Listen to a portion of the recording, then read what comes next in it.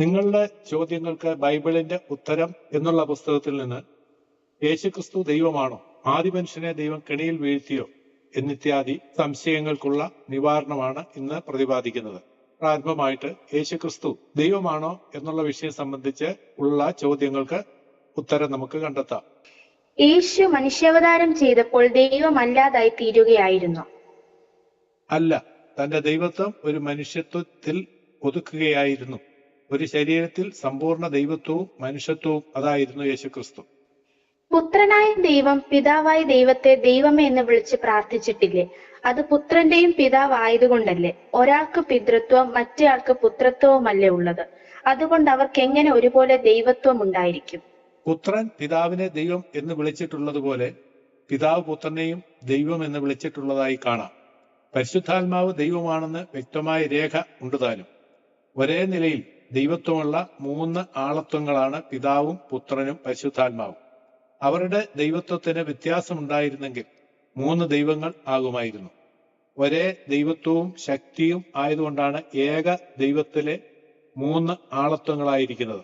പിതാവ്, പുത്രൻ, പരിശുദ്ധാത്മാവ് എന്നീ പേരുകൾ നമുക്ക് മനസ്സിലാക്കാവുന്ന പദപ്രയോഗങ്ങൾ എന്നേ ഉള്ളൂ. സ്നേഹത്തോടും കരുതലിനോടും ബന്ധപ്പെട്ട പേരാണ് പിതാവ് എന്നുള്ളത്. അനുസരണത്തോടും ശുശ്രൂഷയോടും ബന്ധപ്പെട്ട പേരാണ് പുത്രൻ എന്നുള്ളത്. പരിശുദ്ധിയോടും അദൃശ്യാവസ്ഥയോടും ബന്ധപ്പെട്ട പേരാണ് പരിശുദ്ധാത്മാവ് എന്നുള്ളത്. മനുഷ്യരക്ഷയ്ക്കായി മനുഷ്യപുത്രനായി ജനിക്കുവാൻ ക്രിസ്തു തയ്യാറായതുകൊണ്ടാണ് ദൈവപുത്രൻ എന്ന പേരിൽ അറിയപ്പെടുന്നത്. യേശുക്രിസ്തുവിന് ജാതൻ, ഏകജാതൻ, ആദിജാതൻ തുടങ്ങിയ വിശേഷണങ്ങളുണ്ട്. പുറപ്പെട്ടു പോന്നവൻ എന്ന അർത്ഥമാണ് ജാതൻ എന്നുള്ളതിനുള്ളത്. ഏകജാതൻ എന്നുള്ളത് സ്നേഹാധിക്യത്തിന്റെ പാത്രം എന്ന അർത്ഥത്തിലും, ആദ്യജാതൻ എന്നുള്ളത് ഇസ്രയേലിലെ ആദ്യജാതന്മാർക്ക് പൗരോഹിത്യം, രാജ്യത്വം, പ്രഭുത്വം, ഇരട്ടി സ്വത്ത്, വിശേഷ വസ്ത്രം തുടങ്ങിയ പദവികൾ ഉള്ളതുപോലെ പദവിയെയും അധികാരത്തെയും കാണിക്കുന്ന അർത്ഥത്തിലാണ് ഉപയോഗിച്ചിരിക്കുന്നത്. പരിശുദ്ധനായ ദൈവത്തിന് എങ്ങനെ മനുഷ്യനായി ജീവിക്കാനാവൂ? മനുഷ്യത്വം പാപചിന്തയും പാപ സ്വഭാവവും പാപപ്രവൃത്തിയും ഉള്ളതല്ലേ?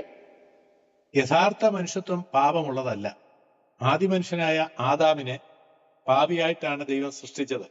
ഹൗവയിലും പാപം ഇല്ലായിരുന്നു. ആ അവസ്ഥയിൽ അവർക്ക് മക്കൾ ഉണ്ടായിരുന്നെങ്കിൽ അവരിലും പാപം ഉണ്ടാകുമായിരുന്നില്ല.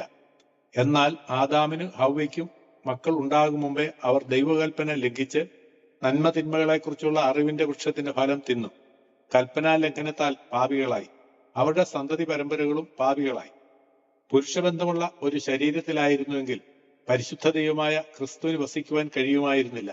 ആദമിന്റെയും ഹൗവയുടെയും ശരീരം ദൈവം പ്രത്യേകമായി സൃഷ്ടിച്ചതുപോലെ ക്രിസ്തുവിന് സ്വർഗീയമായ ഒരു ശരീരം പുരുഷബന്ധം കൂടാതെ ദൈവം ഒരുക്കുകയായിരുന്നു.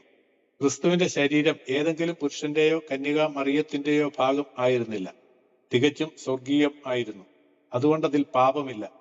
പാപമില്ലാത്ത മനുഷ്യത്വത്തിലാണ് ദൈവം വന്ന് വസിച്ചത്. ക്രിസ്തു സമ്പൂർണ്ണ ദൈവവും പാപമില്ലാത്ത മനുഷ്യനും കൂടെ ആയിരുന്നിട്ട് എന്തുകൊണ്ടാണ് മരിക്കുവാൻ ഇടയായത്? ക്രിസ്തു മരിക്കുവാനാണ് ഭൂമിയിൽ അവതരിച്ചത്. മനുഷ്യവർഗത്തിന്റെ പാപത്തിന് പ്രായശ്ചിത്തമായിരുന്നു ക്രിസ്തുവിന്റെ മരണം. ക്രിസ്തു പരിശുദ്ധനാകിയാൽ നമുക്ക് പ്രായശ്ചിത്തത്തിനായി നമ്മുടെ പാപങ്ങളെ തന്റെ ശരീരത്തിന്മേൽ ഏറ്റെടുക്കുവാൻ കഴിയുമായിരുന്നു. നമ്മുടെ പാപങ്ങളെ സ്വയം ഏറ്റെടുത്ത ക്രിസ്തു അതിന്റെ ശിക്ഷയായ ശാരീരിക മരണവും ആത്മീയ മരണവും ക്രൂശിൽ വെച്ച് അനുഭവിച്ചു. ക്രിസ്തു തന്റെ പ്രായശ്ചിത്ത യാഗത്തിലൂടെ സകല മനുഷ്യന്റെയും പാപത്തിന് പരിഹാരം വരുത്തി. ക്രിസ്തുവിന്റെ മരണമാണ് നമ്മുടെ രക്ഷയ്ക്ക് അടിസ്ഥാനം. ക്രിസ്തു മരിക്കുവാൻ തയ്യാറായിരുന്നില്ലെങ്കിൽ ദൈവത്തിന് ആരെയും ഒരു കാലത്തും രക്ഷിക്കുവാൻ കഴിയുമായിരുന്നില്ല. ക്രിസ്തുവിന്റെ മരണത്തിന്റെ അടിസ്ഥാനത്തിലാണ് ഏത് കാലത്തും ദൈവം ആളുകളെ തന്നോട് നിരപ്പിച്ച് പോരുന്നത്. ക്രിസ്തുവിന്റെ മരണത്തെ നമുക്ക് പകരം ദൈവം അംഗീകരിച്ചതിന്റെ തെളിവായി 3-ാം നാൾ ക്രിസ്തു ഉയർത്തെഴുന്നേറ്റു. ക്രിസ്തു പാപമില്ലാത്ത വെറുമൊരു മനുഷ്യനായിരുന്നുവെങ്കിൽ സകല മനുഷ്യന്റെയും പാപങ്ങൾക്ക് പ്രായശ്ചിത്തമാകുവാൻ കഴിയുമായിരുന്നില്ല. പാപമില്ലാത്ത വെറുമൊരു മനുഷ്യനായിരുന്നുവെങ്കിൽ അവൻ മരിക്കുന്നതും ദൈവമുമ്പിൽ നീതിയാകുമായിരുന്നില്ല. എന്നാൽ ക്രിസ്തു പാപമില്ലാത്ത മനുഷ്യനും സമ്പൂർണ്ണ ദൈവവും ആയതുകൊണ്ട് ഏത് കാലത്തും ജീവിച്ചിരുന്നവരും ഇന്ന് ജീവിച്ചിരിക്കുന്നവരുമായ ആരുടെയും രക്ഷയ്ക്ക് തന്റെ മരണം പ്രായശ്ചിത്തമാണ്, അടിസ്ഥാനമാണ്. ക്രിസ്തുവിന്റെ മരണം ഒരു പരാജയ മരണമോ ത്യാഗമരണമോ രക്തസാക്ഷി മരണമോ അല്ല, പാപ പരിഹാര ബലി മരണമാണ്. യേശുക്രിസ്തു സ്വയം ദൈവമാണെന്ന് അവകാശപ്പെട്ടിരുന്നോ? പഴയ നിയമത്തിൽ ദൈവത്തിനുള്ള വിശേഷണങ്ങളെല്ലാം തന്റേതായി ക്രിസ്തു അവകാശപ്പെട്ടു. ക്രിസ്തുവിന്റെ അവകാശവാദങ്ങളായ ഞാൻ തന്നെ വഴിയും സത്യവും ജീവനുമാകുന്നു, ഞാൻ ജീവന്റെ അപ്പമാകുന്നു, ഞാൻ ലോകത്തിന്റെ വെളിച്ചമാകുന്നു, ഞാൻ വാതിലാകുന്നു, ഞാൻ നല്ല ഇടയനാകുന്നു, ഞാൻ മുന്തിരിവള്ളിയാകുന്നു, ഞാൻ മശിഹ ആകുന്നു, ഞാനും പിതാവും ഒന്നാകുന്നു തുടങ്ങിയ അവകാശവാദങ്ങൾ ദൈവത്തിന് മാത്രം യോജിക്കുന്നവയാണ്. പഴയ നിയമത്തിൽ പുത്രനായ ദൈവത്തെക്കുറിച്ച് സൂചനയുള്ളതുകൊണ്ട് ദൈവപുത്രൻ എന്നാൽ ദൈവം തന്നെയാണെന്ന് യഹൂദന്മാർക്കറിയാമായിരുന്നു. അതുകൊണ്ട് ക്രിസ്തു ദൈവപുത്രൻ എന്ന് അവകാശപ്പെട്ടപ്പോൾ അത് ദൈവദൂഷണമെന്ന് പറഞ്ഞ് മഹാപുരോഹിതൻ വസ്ത്രം കീറി. ദൈവത്തിന് മാത്രം ചെയ്യുവാൻ കഴിയുന്ന പാപമോചനം നൽകൽ ക്രിസ്തു ചെയ്തതും ദൈവദൂഷണമായി യഹൂദന്മാർ കണക്കാക്കി. ക്രിസ്തു തന്നെത്താൻ ദൈവത്തോട് സമനാക്കിയതുകൊണ്ടാണ് യഹൂദന്മാർ ക്രിസ്തുവിനെ കൊല്ലുവാൻ ഒരുങ്ങിയത്. യേശുക്രിസ്തു ദൈവമാണെന്നുള്ള വ്യക്തമായ പ്രസ്താവനകൾ ബൈബിളിലുണ്ടോ? ഉണ്ട്. വചനമായ ക്രിസ്തു ദൈവമായിരുന്നു എന്ന് യോഹന്നാൻ തന്റെ സുവിശേഷം 1-ാം അധ്യായം 1-ാം വാക്യത്തിൽ പറഞ്ഞിട്ടുണ്ട്. തന്റെ ലേഖനത്തിൽ യേശു സത്യദൈവവും നിത്യജീവനുമാണെന്ന് പറയുന്നു. വെളിപ്പാട് പുസ്തകത്തിൽ സർവശക്തിയുള്ള ദൈവമായ കർത്താവ് എന്ന് രേഖപ്പെടുത്തിയിരിക്കുന്നു. തോമസ് അപ്പോസ്തലൻ ക്രിസ്തുവിനെ എന്റെ കർത്താവും എന്റെ ദൈവവുമേ എന്നാണ് സംബോധന ചെയ്തത്. പൗലോസ് അപ്പോസ്തലൻ സർവത്തിനും മീതെ ദൈവമെന്നും മഹാദൈവമെന്നും ക്രിസ്തുവിനെ കുറിച്ച് പറയുന്നു. യേശുവിനെ പുതിയ നിയമത്തിൽ ഉടനീളം കർത്താവ് എന്നാണ് വിളിച്ചിരിക്കുന്നത്. കർത്താവ് എന്നത് പഴയ നിയമത്തിലെ യഹോവയ്ക്ക് തത്തുല്യമാണ്. യഹോവയ്ക്ക് വഴിയൊരുക്കുവാൻ മരുഭൂമിയിൽ ഒരാൾ വരും എന്നുള്ളത് ക്രിസ്തുവിന് വഴിയൊരുക്കുവാൻ യോഹന്നാൻ വന്നതിലൂടെ നിറവേറി. പഴയ നിയമത്തിൽ യെശയ്യാവ് കണ്ട യഹോവയുടെ തേജസ് ക്രിസ്തുവിന്റെ തേജസ്സായിരുന്നു എന്നാണ് യോഹന്നാൻ എഴുതിയിരിക്കുന്നത്. പഴയ നിയമത്തിൽ യഹോവയ്ക്ക് വേണ്ടി നിന്ന ചുമന്ന മോശയും മറ്റു പിതാക്കന്മാരും ക്രിസ്തുവിന്റെ നിന്നയാണ് ചുമന്നതെന്ന് എബ്രായ ലേഖനകാരൻ പറയുന്നു. പഴയ നിയമത്തിലെ യഹോവയുടെ വിശേഷണങ്ങളെല്ലാം ക്രിസ്തുവിൻ്റെതാണെന്ന് പുതിയ നിയമം പറയുന്നു. യഹോവ സത്യദൈവമെന്ന് പഴയ നിയമം പറയുന്നു. യേശു സത്യദൈവമെന്ന് പുതിയ നിയമം പറയുന്നു. യഹോവ ആദ്യനും അന്ത്യനും അൽഫയും ഒമേഗയുമെന്ന് പഴയ നിയമം പറയുന്നു. യേശു ആദ്യനും അന്ത്യനും അൽഫയും ഒമേഗയുമെന്ന് പുതിയ നിയമം പറയുന്നു. യഹോവ തുറന്നാൽ ആരും അടയ്ക്കുകയില്ല, അടച്ചാൽ ആരും തുറക്കുകയില്ല എന്ന് പഴയ നിയമം പറയുന്നു. യേശു തുറന്നാൽ ആരും അടയ്ക്കുകയില്ല, അടച്ചാൽ ആരും തുറക്കുകയില്ല എന്ന് പുതിയ നിയമം പറയുന്നു. യേശുക്രിസ്തുവിന്റെ ദൈവത്വം പുതിയ നിയമത്തിൽ പകൽ പോലെ വ്യക്തമാണ്. ദൈവനാമം പറയുന്നത് പിതാവിന്റെയും പുത്രന്റെയും പരിശുദ്ധാത്മാവിന്റെയും നാമം എന്നായിരിക്കാൻ ദൈവത്വത്തിൽ 3 ആളത്വങ്ങളുണ്ടെന്നും എന്നാൽ അവ നാമങ്ങളല്ല, നാമം ആകിയാൽ ഏക ദൈവമാണെന്നും മനസ്സിലാക്കാം. ഇപ്പോൾ ക്രിസ്തു സ്വർഗത്തിൽ പഴയ സ്ഥിതിയിൽ ദൈവമായി മാത്രമാണോ ഇരിക്കുന്നത്, അതോ മനുഷ്യനും കൂടെ ആയിട്ടാണോ? എങ്കിൽ അതിന്റെ ഉദ്ദേശം എന്ത്? ക്രിസ്തു ഇപ്പോഴും ദൈവവും മനുഷ്യനുമായ സ്ഥിതിയിലാണ് ഇരിക്കുന്നത്. ക്രിസ്തു ശരീരത്തോടെയാണ് സ്വർഗാരോഹണം ചെയ്തത്. എന്നാൽ ആ ശരീരം ഐഹിക ജീവിതകാലത്തിലെ പോലെ പരിമിതിയുള്ള ശരീരമല്ല, തേജസ്കരിക്കപ്പെട്ടതാണ്. അടച്ചിട്ടിരിക്കുന്ന മുറി തുറക്കാതെ പ്രവേശിക്കുവാനും ഏത് സ്ഥലത്തും പ്രത്യക്ഷപ്പെടുവാനും കഴിവുള്ള ശരീരം. നമുക്ക് വേണ്ടി പിതൃസന്നിധിയിൽ മധ്യസ്ഥനായിരിക്കാനാണ് ക്രിസ്തു ദൈവവും മനുഷ്യനുമായിരിക്കുന്നത്. ഒരു മനുഷ്യൻ സ്വർഗത്തിൽ ഉണ്ടെന്നുള്ളത് നമ്മുടെ ധൈര്യമാണ്. ക്രിസ്തുവിന്റെ വീണ്ടും വരവിങ്കൽ വിശ്വാസികൾ ക്രിസ്തുവിൻ്റേതുപോലെയുള്ള ശരീരത്തിന്റെ ഉടമകളായി തേജസ്കരിക്കപ്പെടും. അവർ സ്വർഗത്തിലെ മനുഷ്യനായ ക്രിസ്തുവിനോട് കൂടെ നിത്യം കൂട്ടായ്മ അനുഭവിച്ചുകൊണ്ട് ജീവിക്കാൻ ഇടയാകേണ്ടതിനാണ് ക്രിസ്തു തന്റെ മനുഷ്യത്വം ഉപേക്ഷിക്കാതിരിക്കുന്നത്. അടുത്തതായി ആദ്യ മനുഷ്യനെ ദൈവം കെണിയിൽ വീഴ്ത്തിയോ എന്നുള്ള വിഷയം സംബന്ധിച്ചുള്ള ചോദ്യങ്ങൾക്ക് മറുപടിയാണ് തുടർന്ന് നൽകുന്നത്. ദൈവം നിലത്തെ പൊടികൊണ്ട് മനുഷ്യനെ നിർമ്മിച്ചു എന്ന് ബൈബിൾ പറയുന്നത് ശാസ്ത്രീയമായി ശരിയാണോ? മണ്ണിലെ സുപ്രധാന ഘടകങ്ങളും ശരീരത്തിലെ സുപ്രധാന ഘടകങ്ങളും തമ്മിൽ താരതമ്യം ചെയ്തു നോക്കിയ നരവംശ ശാസ്ത്രജ്ഞന്മാർ പറയുന്നു മണ്ണിലെ സുപ്രധാന ഘടകങ്ങളെല്ലാം മനുഷ്യ ശരീരത്തിലും ഉണ്ട് എന്ന്. അതുകൊണ്ട് ദൈവം നിലത്തെ പൊടികൊണ്ട് മനുഷ്യനെ സൃഷ്ടിച്ചു എന്ന് പറയുന്നതിൽ അശാസ്ത്രീയം ഒന്നുമില്ല. നന്മ തിന്മകളെക്കുറിച്ചുള്ള അറിവിന്റെ വൃക്ഷത്തിന്റെ ഫലം തിന്നരുത്, തിന്നുന്ന നാളിൽ നീ മരിക്കും എന്ന വ്യവസ്ഥ വെച്ചുകൊണ്ട് ദൈവം മനുഷ്യനെ കെണിയിൽ വീഴ്ത്തുകയായിരുന്നില്ലേ? ഒരിക്കലുമല്ല. ദൈവം നൽകിയ ഈ കൽപ്പനയിൽ അടങ്ങിയിരിക്കുന്ന 3 കാര്യങ്ങളുണ്ട്. ദൈവം മനുഷ്യന് നൽകുന്ന പരിപൂർണമായ സ്വാതന്ത്ര്യം, ദൈവം സൃഷ്ടാവെന്ന നിലയിൽ മനുഷ്യന്റെ മേലുള്ള പരിപൂർണ അധികാരം, മനുഷ്യന്റെ പുരോഗതിക്ക് തടസ്സം വരുത്തുവാൻ സാധ്യതയുള്ള കാര്യം പതിയിരിക്കുന്ന അപകടം മുൻകൂട്ടി അറിയുന്ന ദൈവം അക്കാര്യം സ്നേഹത്തോടെ മനുഷ്യനെ അറിയിക്കുന്നു. മനുഷ്യന് ഇച്ഛാസ്വാതന്ത്ര്യം ദൈവം അനുവദിച്ചിട്ടുണ്ട്. മനുഷ്യൻ സ്വതന്ത്രമായി ചിന്തിക്കുന്നു. മനുഷ്യൻ എന്തെങ്കിലും പ്രവർത്തിക്കുന്നത് അവന്റെ തന്നെ അറിവോടും സമ്മതത്തോടും കൂടിയാണ്. ഇഷ്ടമുള്ളത് തിരഞ്ഞെടുക്കാം. യന്ത്രം പോലെയല്ല. പിന്നെയോ യഥേഷ്ടം പ്രവർത്തിക്കുവാനും പ്രതികരിക്കുവാനും മനുഷ്യന് സ്വാതന്ത്ര്യമുണ്ട്. തന്മൂലം അവന്റെ സ്വാതന്ത്ര്യത്തിന്റെ യഥേഷ്ട വിനിയോഗത്തിന് നന്മ തിന്മകളെക്കുറിച്ചുള്ള അറിവിന്റെ വൃക്ഷഫലം തിന്നരുതെന്ന് കൽപ്പന കൊടുത്ത ദൈവം മനുഷ്യനെ കുടുക്കിലാക്കുകയല്ലായിരുന്നു ചെയ്തത്. മനുഷ്യന് സ്വാതന്ത്ര്യത്തിന്റെ വാതിൽ തുറന്നിടുകയായിരുന്നു. വൃക്ഷത്തിന്റെ ഫലം തിന്നുന്ന നാളിൽ നീ മരിക്കും എന്നല്ലേ ദൈവം പറഞ്ഞത്? എന്നിട്ട് ആദ്യ മനുഷ്യൻ തിന്ന നാളിൽ മരിച്ചില്ലല്ലോ. വൃക്ഷത്തിന്റെ ഫലം തിന്ന നാളിൽ മനുഷ്യൻ ശാരീരികമായി മരിച്ചില്ല, പക്ഷേ ആത്മീയമായി മരിച്ചു.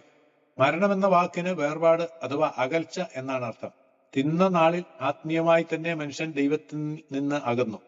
ദൈവഭയത്താൽ ദൈവസന്നിധി വിട്ട് അകലുവാൻ ആദമും ഹവ്വയും ആഗ്രഹിച്ചത് തന്നെ തിന്ന നാളിൽ അവൻ ആത്മീയമായി മരിച്ചു എന്ന് വിളിച്ചറിയിക്കുന്നു.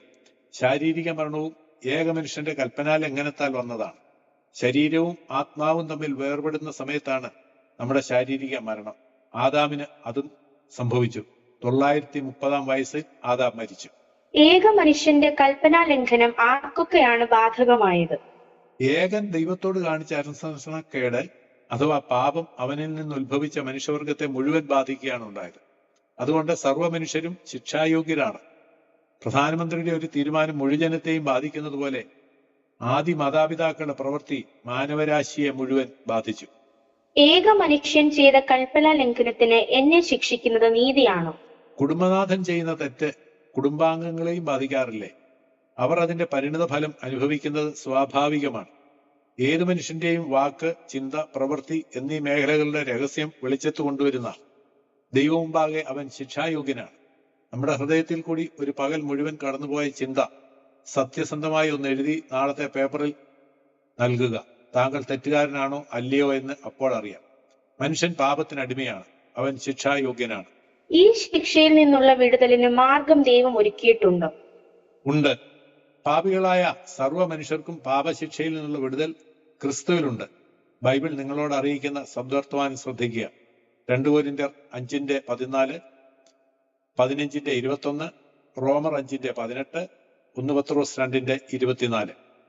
ഏദൻ തോട്ടത്തിലെ ഏക മനുഷ്യന്റെ പാപം സകല മനുഷ്യവർഗത്തെയും ശിക്ഷായോഗ്യരാക്കി. എന്നാൽ സ്നേഹവാനായ ദൈവം മനുഷ്യനായി അവതരിച്ചു.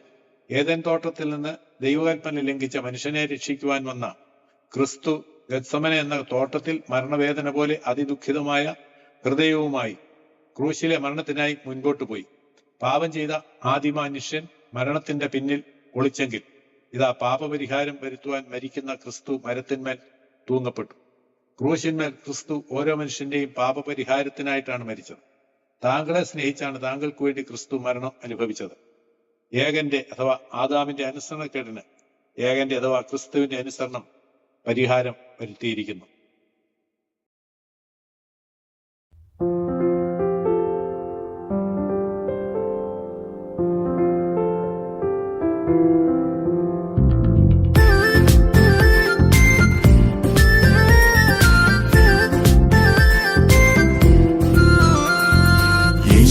ക്രിസ്തു ഉയർത്തു ജീവിക്കുന്നു, പരലോകത്തിൽ ജീവിക്കുന്നു.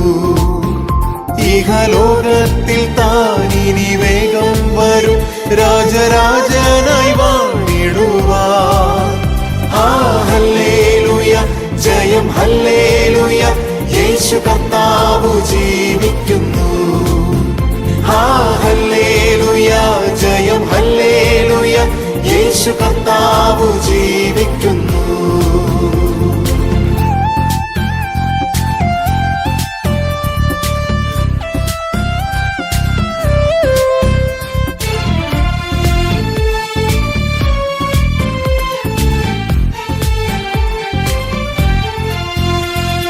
കൊല്ലുന്ന മരണത്തിൻ ഘോരതര വിഷപ്പല്ലു തകർത്താകയാ. ഇനി തെല്ലും ഭയമിനി മൃത്യുവിനെ നമ്മൾ വെല്ലുവിളിക്കുകയാ. ഹല്ലേലൂയ, ജയം ഹല്ലേലൂയ, യേശു കർത്താവ് ജീവിക്കുന്നു. ഹല്ലേലൂയ, ജയം ഹല്ലേലൂയ, യേശു കർത്താവ് ജീവിക്കുന്നു.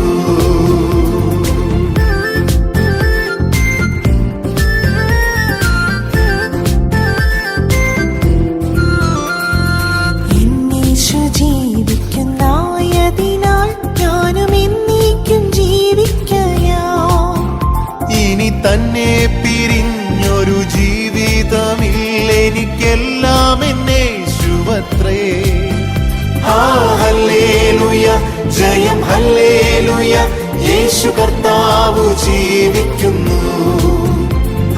ഹല്ലേലൂയ, ജയം ഹല്ലേലൂയ, യേശു കർത്താവ് ജീവിക്കുന്നു.